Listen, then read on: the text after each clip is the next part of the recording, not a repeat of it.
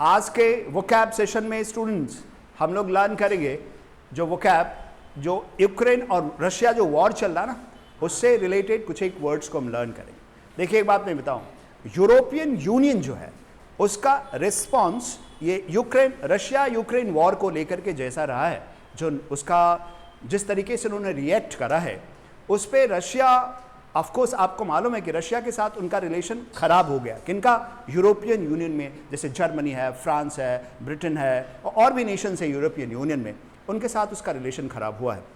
और इसका परिणाम क्या हुआ है कि रशिया ने रिटेलिएट करा, मतलब रिटेलिएटरी एक्ट में रशिया ने क्या करा कि उनके ऊपर जो ऑयल और नेचुरल गैस जो वो सप्लाई करते थे यूरोपियन यूनियन को, उसके ऊपर उन्होंने क्या कर दिया, एम्बार्गो लगा दिया रशिया ने। और फिर क्या हुआ इसकी वजह से, क्योंकि रशिया जो है मेजर सप्लायर है उनका नेचुरल गैस का, क्रूड ऑयल का और नेचुरल गैस का, और इसकी वजह से यूरोप में ठंड बहुत पड़ती है, मालूम है आपको। अभी तो थोड़ी सी गर्मी है, बाद आने वाले सर्दी के दिनों में बड़ी मुश्किल होती है उनके, तो उनको बहुत ज़्यादा पावर की ज़रूरत होती है, ऑयल की, गैस की, अपने आप को वार्म रखने के लिए। उससे रिलेटेड आज हम लोग वोकैब को लर्न करेंगे, ठीक है? ओके।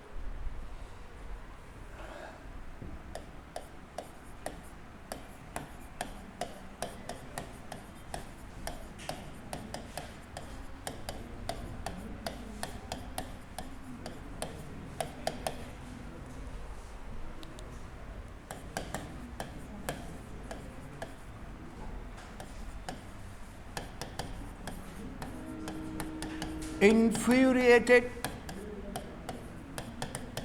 Putin and कॉमा है पुटिन के बाद, in an act of reprisal Russia has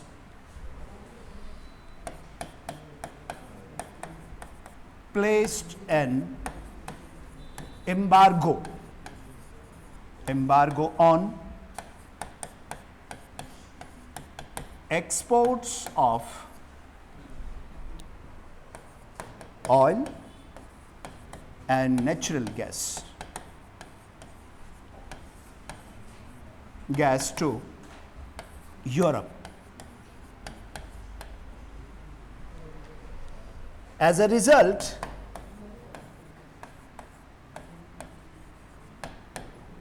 the entire Europe is desperately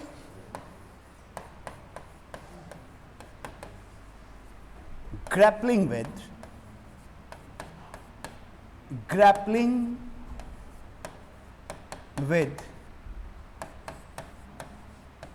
power। Next slide में हम लेंगे, आप लोग कॉपी कर लीजिए।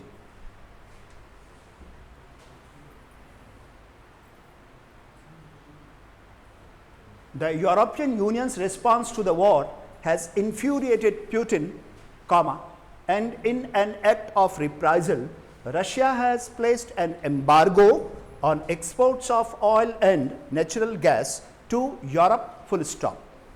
As a result, the entire Europe is desperately grappling with power। Slide आगे बढ़ाएं।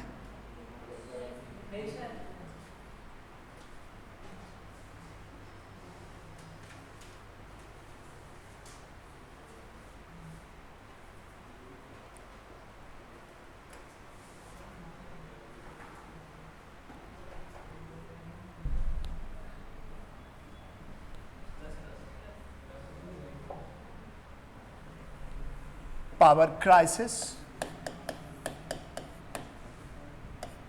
नेक्स्ट सेंटेंस शुरू करेंगे।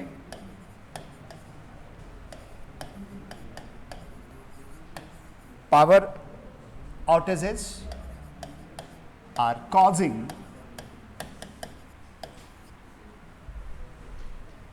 chaos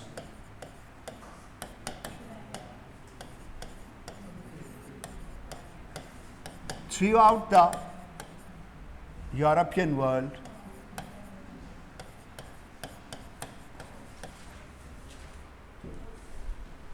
European world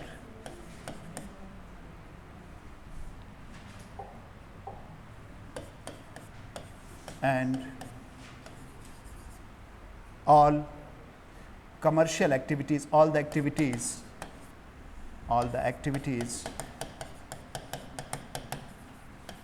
are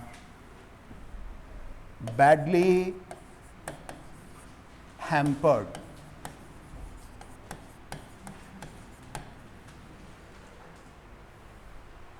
so crisis पिछले स्लाइड के बाद जो हमारा वर्ड जगह नहीं था हम यहाँ पे लगा, उसके बाद power outages are causing chaos throughout the European world and all the activities are badly hampered. यहाँ पे activities से मेरा मतलब है commercial activities. अब हम इनमें वर्ड्स को लर्न करेंगे, कौन कौन से वर्ड्स हैं इस शीट में भी हम देख लेते हैं। पहला हमारा कौन कौन से वर्ड्स हमें लर्न करना। एक तो आप देखो आउटेज, पावर आउटेजेस, इसको एक साथ ले लेते हैं। chaos, उसके बाद है आपका हैम्पर्ड, ये तीन वर्ड इसमें है। पीछे वाले स्लाइड में जो वर्ड्स हैं उसको हम हाईलाइट कर देते हैं, अंडरलाइन कर देते हैं। इन्फ्यूरिएट करना, second one is reprisal, then embargo,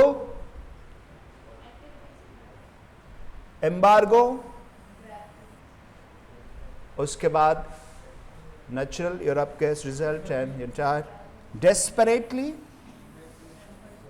और ग्रैपल।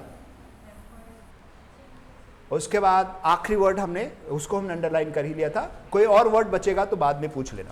अब हम लोग एक एक वर्ड्स को लर्न करते हैं स्लाइड पे। इन्फ्यूरिएट, रिप्राइजल और एम्बार्गो, और रिस्पॉन्स को भी अगर हम चाहें कुछ लोग तो रिस्पॉन्स को भी ले लेते हैं। Response, infuriate, reprisal, embargo, desperately and gripping इस स्लाइड में है। अगले स्लाइड में और भी जो वर्ड्स है, तो हम एक नया स्लाइड ले लेते हैं इसके लिए। चलिए, पहला वर्ड है जो हम लर्न करेंगे रेस्पॉन्स।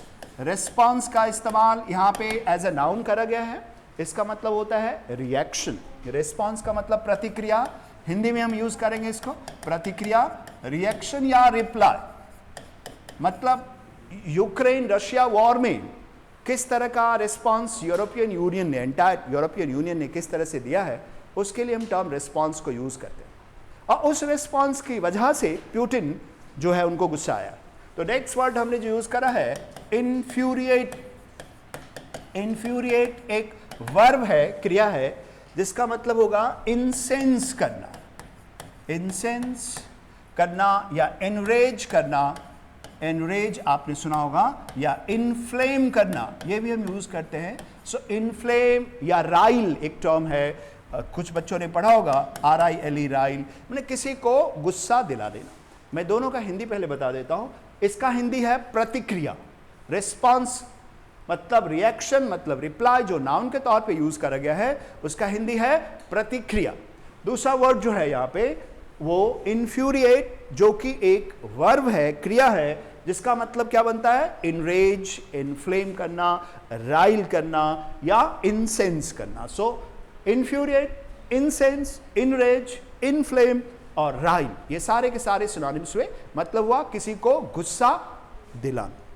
नेक्स्ट वर्ड जो है रिस्पॉन्स और रिप्राइजल।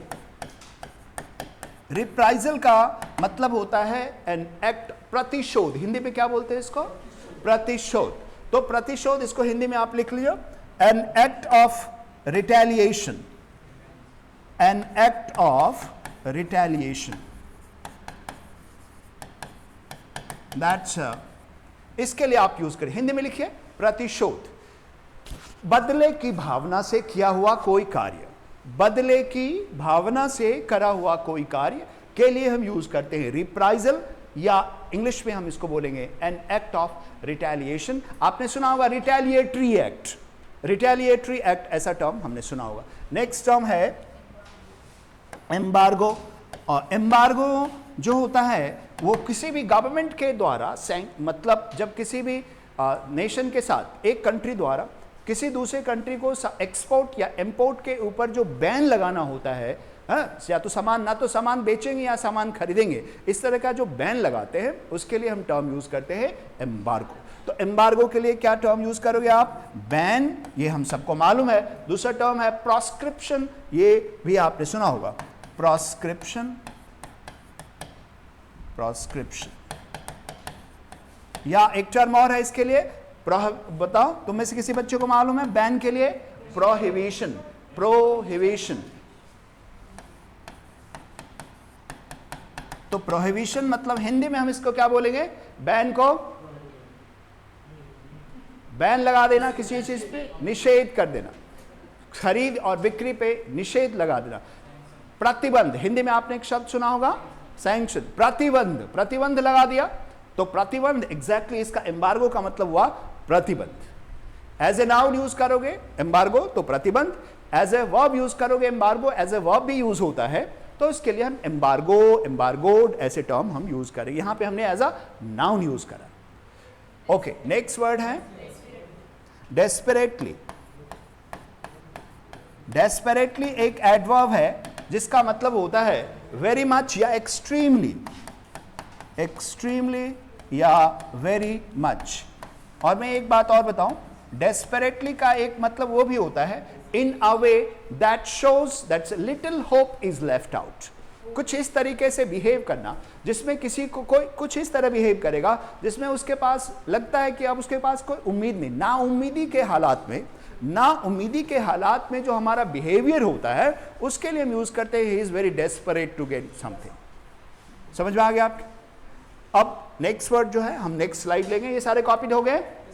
चलिए नेक्स्ट स्लाइड, ग्रैपल। तो यहां पे पहला वर्ड जो हमने ग्रैपलिंग यूज करा है यहां, वो ग्रैपल से बना हुआ जो वर्ब है। ग्रैपल का मतलब यहां पे होता है to deal with a difficult situation. क्या मतलब होता है? टू, वर्ब है ये, deal with a difficult situation, difficult situation, situation.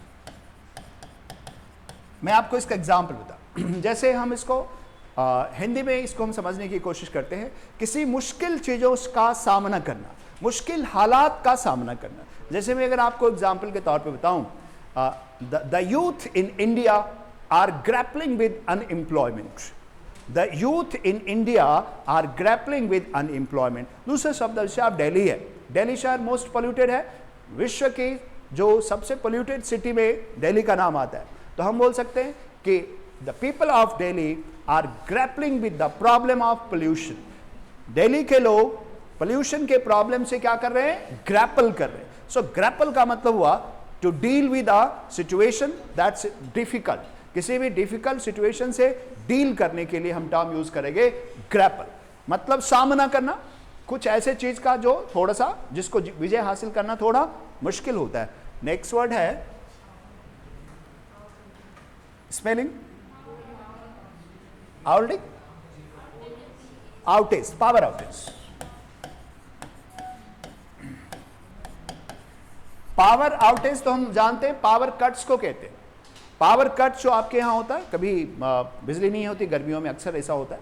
So power outage का मतलब हुआ पावर कट, बिजली की सप्लाई में interruption in the supply, interruption in supply of power. Interruption तो समझते हैं आप।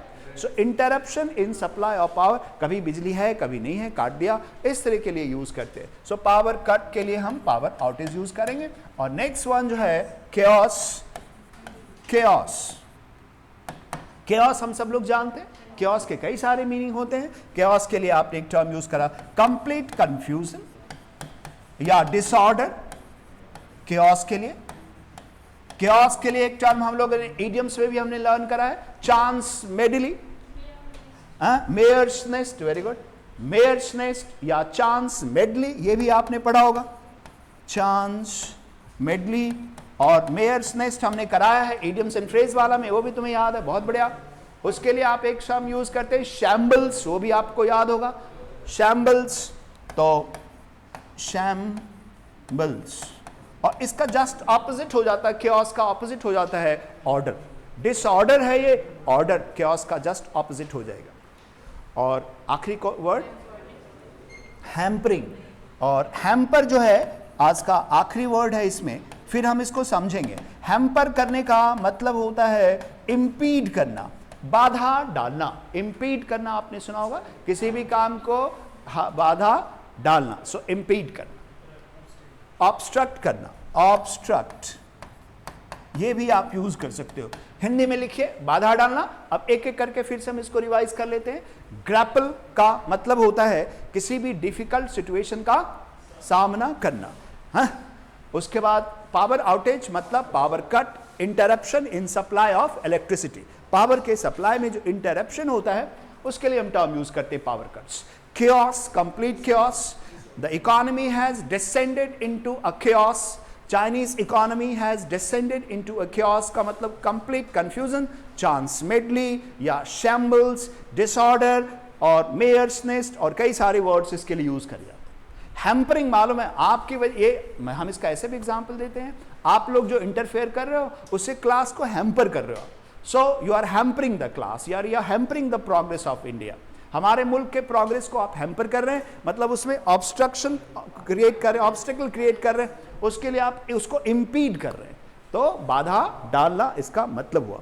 फिर हम पीछे वाले स्लाइड पे चलते हैं। पीछे वाले स्लाइड में ये हम सब रिस्पांस का मतलब है रिएक्शन या यहाँ पे आउटलुक या नजरिया। जिस तरह से यूरोपियन वर्ल्ड ने यूक्रेन और रशिया वॉर के साथ पे रिएक्ट करा है उसके लिए रिस्पांस टर्म यूज हुआ।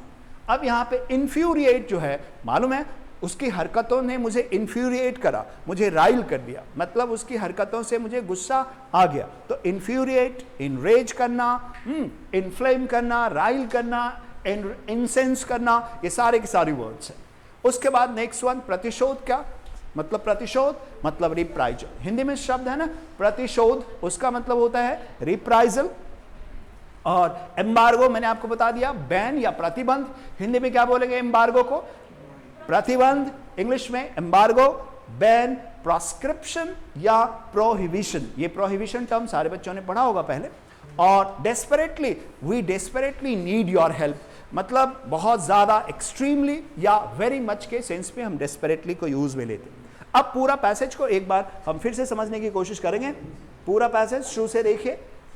The European unions response, European world जो यूरोपियन यूनियन है उसका जो रेस्पॉन्स है किसके प्रति? वॉर के प्रति। कौन सा वॉर? हमने रेफर कर दिया है रशिया यूक्रेन वॉर के प्रति। उसने रवैया, माने यूरोपियन यूनियन का रवैया कुछ ऐसा था कि पुतिन जो है उनको क्या हो गया? गुस्सा आ गया। इन्फ्यूरिएटेड पुतिन, मतलब पुतिन को क्या करा उसने? गुस्सा दिला दिया। और as an act of reprisal, प्रतिशोध के रूप से काम करते हुए, की भावना से काम करते हुए रशिया ने क्या करा कि प्रतिबंध लगा दिया। किस चीज पे? एक्सपोर्ट पे। किस चीज के एक्सपोर्ट पे? ऑयल और नेचुरल गैस के एक्सपोर्ट जो यूरोप को करता था रशिया, उस पे उसने प्रतिबंध लगा दिया। यहां तक क्लियर हुआ? पहला लाइन क्लियर हो गया। अब दूसरा लाइन में आप देखो, एज अ रिजल्ट, परिणाम स्वरूप। As a result, as a idiom के तौर पे, फ्रेज के तौर पे हम यूज करते हैं, इसका हिंदी होता है परिणाम स्वरूप। परिणाम स्वरूप क्या हुआ कि entire Europe is grappling, desperately grappling with. अब जब भाई पावर आपको नहीं मिलेगा और यूरोप में से ठंड बहुत पड़ती है, तो बोलो यूरोप जो है ठंड का सामना करेगा, क्राइसिस का, पावर क्राइसिस का सामना करेगा कि नहीं करेगा? तो European union is grappling with power crisis. मैंने क्या बोला? ग्रैपल का मतलब होता है किसी डिफिकल्ट सिचुएशन का सामना करना, का उसको फेस करना। तो क्राइसिस हुआ तो ग्रैपल करेगा कि नहीं करेगा क्राइसिस से? नेक्स्ट स्लाइड जो है उस पे पावर आउटेजेस मैंने बता दिया आपको, power cuts are causing chaos. अब पावर कट्स हो जाए, जोधपुर शहर में ही हो जाए या कहीं भी पावर कट्स हो जाए कुछ ज्यादा और बार बार पावर कट्स होगा, तो सारे इकोनॉमिक एक्टिविटीज हैम्पर्ड होंगे कि नहीं होंगी? बाधित होगी कि नहीं होंगी? तो उसकी वजह से क्या हो गया? सारे के सारे जो एक्टिविटीज है, स्पेशली आर्थिक इकोनॉमिक एक्टिविटीज है, वो सब के सब क्या हो गए? बाधित हो गए। किसी को कोई इसमें क्वेश्चन, कोई डाउट है कहीं कोई वर्ड पे? चलो साहब, थैंक यू वेरी मच।